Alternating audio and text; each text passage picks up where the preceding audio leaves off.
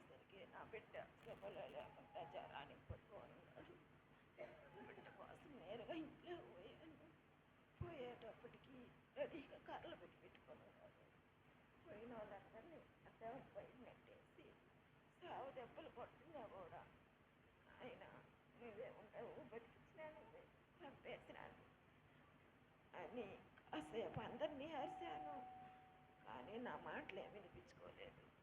పెట్టిన గొళ్ళ ఆగి పక్కన పారేసి ఎట్టంటే అటు కొట్టేస్తాడు. రక్తం అడుగులతో పడుకోనున్నా కూడా దయాదాక్షం లేకుండా ఆ బిడ్డలు ఇచ్చి నేను నిలబడ్డానన్నా కూడా నిన్ను కొట్టి ఇష్టంగా కొట్టి పంటేసేసాడు. బయట వాళ్ళు వచ్చి తలుపులు పగలు కొట్టి లోపలికి వచ్చి నన్ను ఎత్తుకోపోయి పక్కన పంటేసినా కూడా ఆయనకి ఎందుకు ఇంత దుర్బుద్ధి వచ్చిందని ఆలోచన కానీ తిరిగి ఆయన నేను తిరగబడలేదు. నా బిడ్డకి జ్వరం తగ్గలేదు, నా బిడ్డనిచ్చి అంటున్నాను. అప్పుడు కూడా నాయన నువ్వే ఉన్నావు, అందరికీ ఏది నా తెలీదు ఎప్పుడు మాట్లాడే విధంగా చేస్తున్నాడు. మా అమ్మ వాళ్ళ దగ్గరగా నన్ను చేయొచ్చు, అప్పుడు దాకా నన్ను ప్రాణాలు ఉంది అని చెప్పి దేవుణ్ణి మనసులో అనుకున్నాను. బకెట్ కాడ తీసుకుపోయి పండేస్తున్నారు నన్ను. కనీసం ఫోన్లు చేయలేని స్థితిలో నేను ఉంటాను. నాకే అనిపిస్తుంది రాత్రికి ఇక్కడి నుంచి పోతామా మరి బిడ్డలను ఎత్తుకోను అలేమను అనిపిస్తుంది.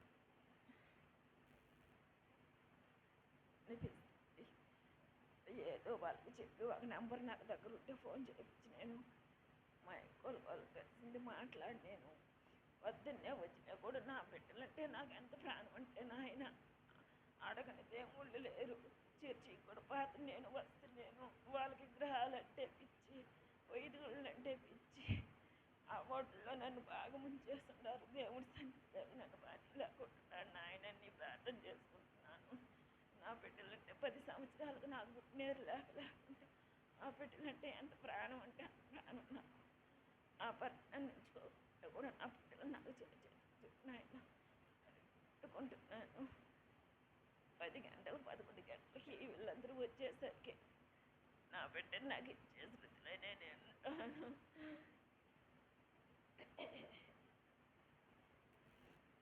అందరూ వచ్చేసరికి ఏం తెలియడం లేదు నాకు. అప్పుడు కూడా బిడ్డల కోసం కర్రలు ఎత్తుకొని తిరుగుతున్నాడు. బిడ్డను తీసుకొని వచ్చి నాకు ఇస్తేనే నేను పోతున్నాను అన్నాను. అందరూ తీసుకొని వచ్చి సులూరుపేటలో నన్ను వదిలేసారు, పండేసుకొని ఉన్నారు. వీళ్ళు వచ్చిన తర్వాత కూడా నా బిడ్డను నాకు ఇచ్చేయండి, నేను వెళ్ళిపోతానంటే బిడ్డను కూడా నాకు ఇటు లేదు. వీళ్ళు వచ్చి మా ఎత్త వాళ్ళు కేసు పెడతాను అన్నారు. కానీ నా బిడ్డ కావాలి, నా కేసు వద్దు, నా బిడ్డను నాకు ఇచ్చేయండి అంటున్నాను. రేపు తెచ్చిస్తాము, నువ్వు వెళ్ళిపో అని చెప్పినారు. నా బిడ్డకి జ్వరము, నాయన బిడ్డ కావాలి నాకు అని బిడ్డను వేడుకుంటా ఉంటాను. సరే 2 రోజులు మసరమ్మ అంటాడు. నేను 3వ రోజు బిడ్డను తెచ్చిచ్చినారు. బిడ్డను తీసుకొని నా చేతుల్లో ఇస్తే బిడ్డకి జ్వరము 2 వారాల నుంచి తల్లి మీద బాధ పెట్టుకొని బిడ్డకి జ్వరం తగ్గడం. నాయన నా చేతిలో ఏమి లేదు, నా సహాయం చేసే వాళ్ళని కూడా నేను అడిగేస్తూ లేను. నా బిడ్డలు లేక 10 సంవత్సరాలకి నాకు పుట్టారు. నా బిడ్డలంటే నాకు ప్రాణం. నా బిడ్డల్ని నా చెంత చేర్చు అని దేవుణ్ణి ప్రార్థించుకున్నాను.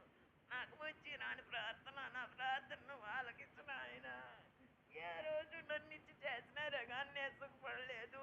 అందరూ ఏమంటారు, తాగుడు ఏది లేదంటారు, కానీ ఆయనకి లేని అలవాటు అంటూ ఏది లేకుండా లేదు. వ్యభిచారి కాడి నుంచి తాగుబోతున్నాం కాడి నుంచి ప్రతి ఒక్క అలవాటు ఉంది. అందరికి అట్ట కనిపించడు, బయటపడిన సైకో ఆయన. నన్ను ఏ రోజు ఈ 18 సంవత్సరాలు నాకు పెళ్ళయి ఏ రోజు నేను బాధించుకుంటా ఉండే దినములు లేవు. తల్లిదండ్రులు ఇండ్లకు వచ్చిన దాన్నే కాదు, కానీ నా మనసులో చనిపోవాలని కూడా చాలాసార్లు బాధ వేదన. కానీ నా బిడ్డల కొరకు నేను చనిపోతే ఎవరు చూస్తారు? నా బిడ్డల్ని నేనే చూసుకోవాలనే భావన నా మనసులో ఉంది. అని నా బిడ్డని నా దగ్గర 3వ రోజు తెచ్చిచ్చినారు. నా బిడ్డకి జ్వరము, కళ్ళు తెరవలేకుంటున్నాడు. ఆయన నాది ఏమీ లేవు. నా బిడ్డలు హాస్పిటల్లో చూపించుకున్నట్టు కూడా ఏం చేసేది ఇప్పుడు? మా అమ్మ కూడా అట్లాంటి పరిస్థితుల్లో ఉందని వచ్చి రాడు ప్రార్థన దేవుడికి చేసుకొని హాస్పిటల్ తీసుకోపోయినా చేతులు పట్టుకోలేకుంటుండా నడవలేకుంటుండా రక్త గాయాలతో కొట్టేశాడు. కర్రలు పెట్టుకొని ఎవరు అడ్డం వచ్చినా జవాబే చెప్పలా. అట్లా ఎత్తుకొని బిడ్డను హాస్పిటల్ తీసుకొని పోతే అడ్మిట్ చేసుకోవాలమ్మా, బిడ్డకి విష జ్వరం అని చెప్పారు. సరే మన దగ్గర ఏమి లేదు నాయన, నువ్వే ఉండవని చెవుల్లో చిన్న కమ్ములు ఉంటాయి, ఎత్తుకోపోయి 10,000 పెట్టి బిడ్డను అడ్మిట్ చేసుకున్నా. 3 రోజులు కంటికి నిద్రలా. బిడ్డకి ఏమవుతుందో, మళ్ళీ వస్తాడేమో, బిడ్డను ఎత్తుకొని వెళ్ళిపోతాడేమో అని నీళ్ళు తాగిన దాన్ని కాదు, అన్నం తిన్న దాన్ని కాదు, బిడ్డను తిరిగి మాట్లాడేదాకా వచ్చిన వాళ్ళందరినీ ప్రార్థన చేయండి, నా బిడ్డల వరకు, నా బిడ్డలంటే నాకు ప్రాణము అని అందరినీ అడిగేదాన్ని, అందరినీ వేడుకునేదాన్ని. 3 రోజులు నా బిడ్డకి జ్వరం తగ్గినేలా. 3వ రోజు లేచి తిరిగినాడు. నాకు వెనకొచ్చి తట్టి, మా ఇక నీ బిడ్డకి బాగా అయిపోతుందని ఎవరో చెప్పారు. అప్పుడు నేను నీళ్ళు తాగిన దాన్ని, అన్నం తిన్నదాన్ని. అప్పుడు 3వ రోజు లేచి నా బిడ్డ మా బాగున్నదన్నాడు. నాయన నువ్వేముండావు, ఇంకనైనా నా బిడ్డలు, నా భర్తను మార్చకపోయినా నా బిడ్డలనైనా నా జంతు చేర్చు నాయన నువ్వు అని దేవుడికి ప్రార్థించుకున్నాను. నా కడుపులో వేదన చిన్న వేదన కాదు, నా కడుపు నా బిడ్డల కొరకు, నా భర్త కొరకు ప్రార్థన